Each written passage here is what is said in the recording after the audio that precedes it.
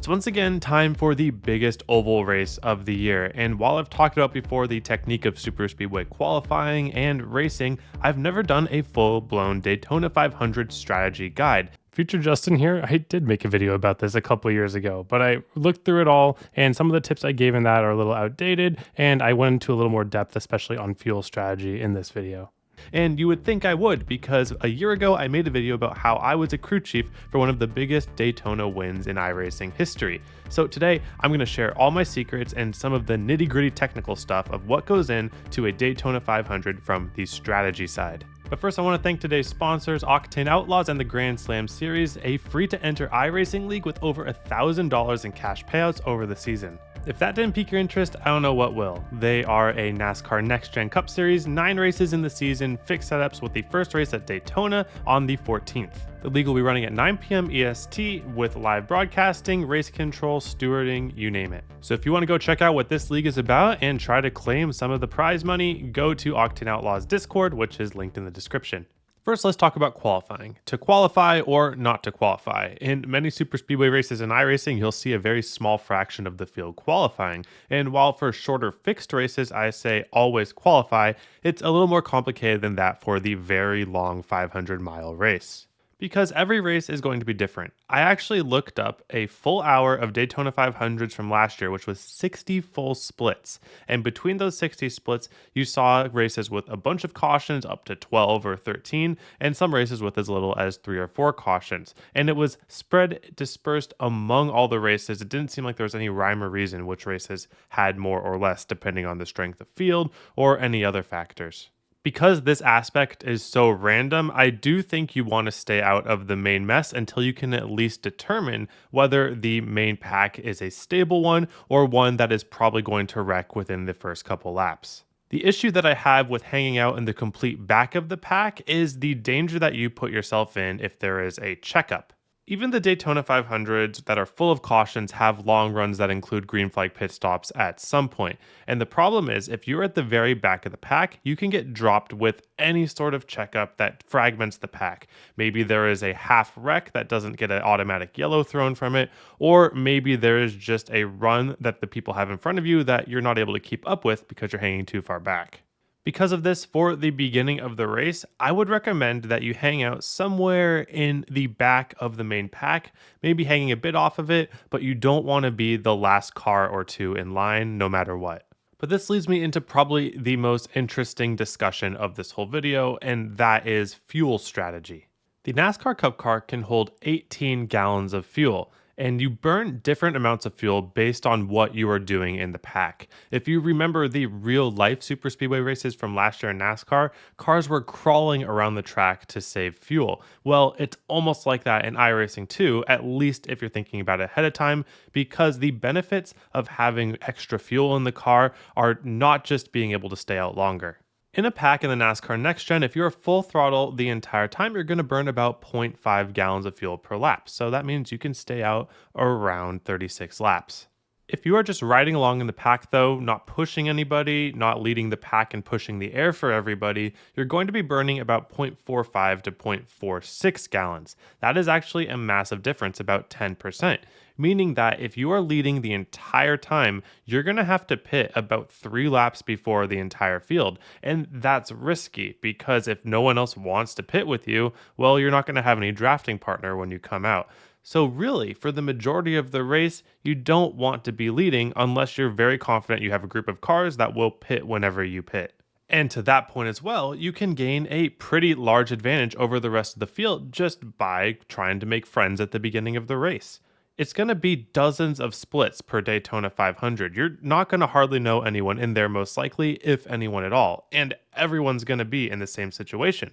So before the race, maybe make a call out, try to get people to say, hey, does anyone want to work on the same fuel strategy together? And you can work with iRacing's radio, where you can be on their radio at the same time and work as a team. That is going to be the most advantaged thing that you can do out of all of this. But the other thing that saving extra fuel does that is especially beneficial later in the race is being able to fuel for less fuel when you are coming to your pit stop. I recommend, for the most part, changing 2 tires unless you're filling an absolutely full tank, which then you can probably get away with changing 4 tires without losing any time. But if you're on the fence about something and you're not fueling up all the way a full tank, I would only take 2 tires. But the thing about saving fuel as well is that if the entire pack has agreed to come in to pit on a certain lap and you want to come with them, then you will have an advantage because you will be in the pits for a shorter amount of time to fill up all the way.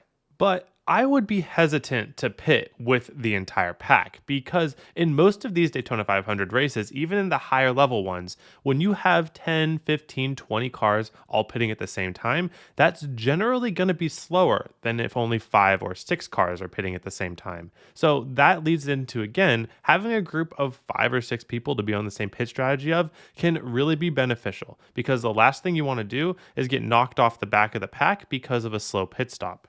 Another thing that you can do to prevent falling off the back of the pack during a pit stop is trying to make your way towards the front of the pack at the very end of a run. It seems a little bit counterintuitive. We're not trying to lead the pit stop, but if you are falling too far back, let's say that you're on the draft, but you're maybe 2 seconds back of the leaders, that gives you very little wiggle room to make your pit stop and still hang on to the pack. Whereas if you're in that first part of the pack and you pit from the front, then you could even make a little bobble and still have cars to hang on to when you're coming back off the pits. It's just by far more favorable to be towards the front when everyone is starting to come into green flag pit stops. Another thing, if you're too far back, what if the couple people in front of you that you were towing on pit? Suddenly, you have no connection to the pack anymore, and you're out there for a full lap at least with no draft, probably losing 2 or 3 seconds, and you're gone. You can't make any sort of pit stop to save that. So to summarize the fuel portion of this, my fuel strategy tends to be in this following pattern for the Daytona 500. You hang on to the pack somewhere in the back middle, saving as much fuel as you can without falling too far back.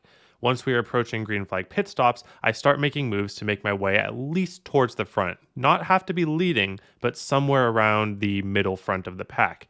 I wait for the main pack to come in unless literally everyone's coming in, but that shouldn't be the case. And I try to pit with around 5 or 6 cars. If you do all of this and you are the last one to pit, you honestly have a very high chance of surviving the pit cycle, even with a subpar pit entry and maybe a little bobble on the pits. A real example of this was actually in the Lake Peterson video from the Podium 500. We were by ourselves, not working with anyone, but we decided that we were going to pit when the group of pros pit because we knew they were all working together. And even though we were on our own, we decided to short fuel so that we could save a little tiny bit of time with the goal of maybe saving that amount back for the rest of that final run. With those things combined, we were actually able to latch onto the draft as the only non-pro driver to be in that chain. Now, did that end up mattering? No, there was a yellow that racked everything back up and other things happened later. But the point is not that if it ended up mattering or not. The point is it put ourselves in the best position to succeed. One final situational thing is if you are pitting for your final pit stop, under green or under caution, doesn't matter. Make sure that you calculate your fuel to where you're pretty exact to make it to the end. You can always save in the pack for a green-white checker, but the thing is that if you are not able to hang onto the front of the pack off that pit stop, it doesn't matter that you're going to make it all 3 green-white checkers because you can just save that amount of fuel if you are running around in caution waiting for the green-white checkers. So just try to plan for half a gallon of fuel per lap and then however many laps are left, plus maybe 2 or 3 laps for the green-white checker. If you want to be more conservative, you can plan 6 or 7 laps for the green-white checker, but remember a lot of those are going to be under caution as well. But that's enough about fuel, and even though that is the most important part, at the end of the day, if we want to win the race, we're going to have to drive. So what are some driving tips that I have for the Daytona 500? Well, these NASCAR Next Gen cars have crazy runs, probably the most fun super speedway car, but there's one thing that you need to remember: bump square. Everyone always says it, but it's also hard to do if you can't line up the cars because they're so squirrely. And sometimes if you're running in a line, you're not able to bump the other cars at all. Well, that means that you need to have the front car drag their brake a little bit to break that beach ball that you are pushing up against with as the second car. So if you are in a line of cars and you find that the car behind you is not able to drive up to your bumper, make sure to either lift a little bit, but probably the best method is just dragging a little brake and keeping full throttle in it. Side drafting is massive in these cars. Putting your car on the quarter panel of another car will drag them straight back, but be very careful. This is very nice to do in real life, but in iRacing, netcode does its best, but sometimes it just can't handle the side drafting. So you find that it'll be the worst if you're going for a side draft that is very quick and then very off, because the prediction code will say, oh, you're just going to keep driving into the quarter panel. Side drafts are most consistently done via netcode when you're just slowly inching up to their right rear quarter panel, and it don't make it seem like you're just heading straight up the track. I know it's very easy to blame netcode for everything, but I do think that you should just have in the back of your mind how netcode works. It's a prediction code. It's predicting what your next action is going to be. And if you have a car driving straight up the track and then at the last second turning off, it's going to probably predict that you're still going to be coming up, whereas more smoother, gradual motions are easier to predict for the prediction code. It's just something to keep in mind because this is a video game at the end of the day. Personally, I like to position myself in races towards the bottom of the track to avoid wrecks, because how the wrecks usually go is they start to happen, especially if they're in the corners, they will wash up the track and then wash back down the track. If you're anywhere in that first pack, you want to be on the bottom because you'll be driving by the wreck as it's washing up. If you're off the back of the pack though, you're going to be approaching the wreck as it's coming back down the track, so more than likely you would want to be on the top. But the ideal scenario, if there is a wreck in front of you and we're in the back, get on the brakes, just stop.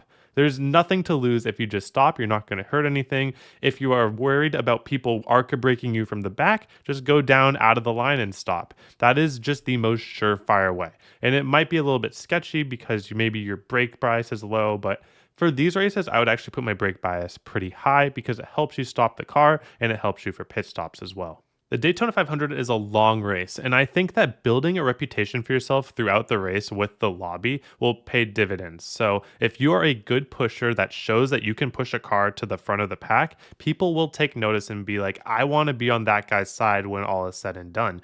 When I do super speedway races, I just try to be the best pusher in the field because that just seems to work out more likely than not. Saving fuel under caution. A couple years ago, I did a video myth busting what the best way to save fuel is, and it's actually just turning off the car. So pressing I on your keyboard, or maybe you have a button on it on your wheel, but just turning off the car and clutching and then turning it back on and speeding up a bit. That's going to save you about 20% more fuel than just clutching without turning off the car. So if that's something that you want to really be sweating for the entire race, having the maximum amount of fuel possible, and it gives you something to do under caution as well. So that's kind of fun. But at the end of the day, this is all just to put you in position to have a chance at the end of the race. All of this could maybe be very useful. All this could be completely useless. Who knows? But this is just what I do to maximize the chances of getting me or my driver to the end in one piece in a position to win. Above all else though, have fun. Statistically speaking, you're probably going to wreck in this race. Maybe the damage isn't going to be terminal and you can fix it all and turn the race around, but maybe you're just going to be out on lap 2. It's a different experience every time. It's a casino, but you can stack the odds in your favor with the right strategy. All right, thank you all for watching. Hope you have a wonderful day. Hope to see you all on the track.